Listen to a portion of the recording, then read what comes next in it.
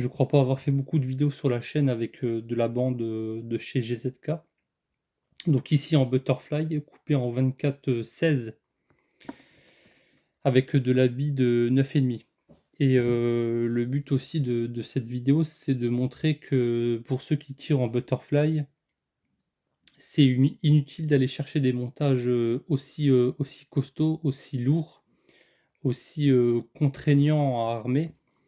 Et qu'en fait, souvent, de la bande de 0,50 millimètres ou même, souvent moins, hem, développe, plus de puissance que de la bande épaisse. Alors encore une fois, ici en tirage, butterfly, en tirage court, c'est différent.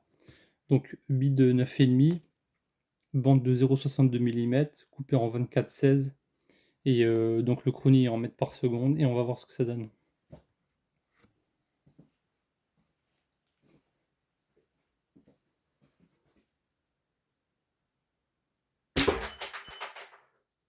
85,3.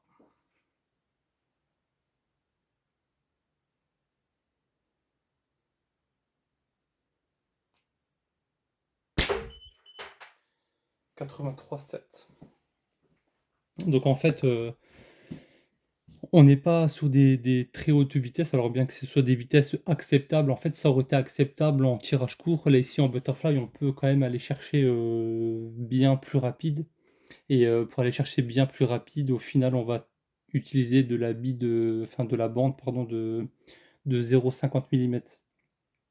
Et donc c'est aussi ça, je dirais, l'avantage, c'est qu'en ayant, qu'une seule sorte de bande, donc ici de la 0,50 millimètres par exemple, on pourra, heu, on pourra l'exploiter, aussi bien en tirage court qu'en tirage butterfly plutôt que d'avoir, plein de sortes de bandes pour, de la bille légère et plus lourde comme de la 9,5 ou 10 millimètres ou plus, ou pour ceux qui utilisent du plomb.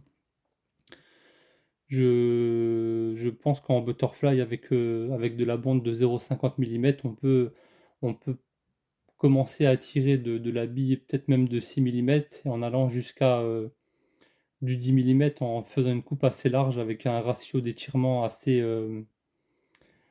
haut.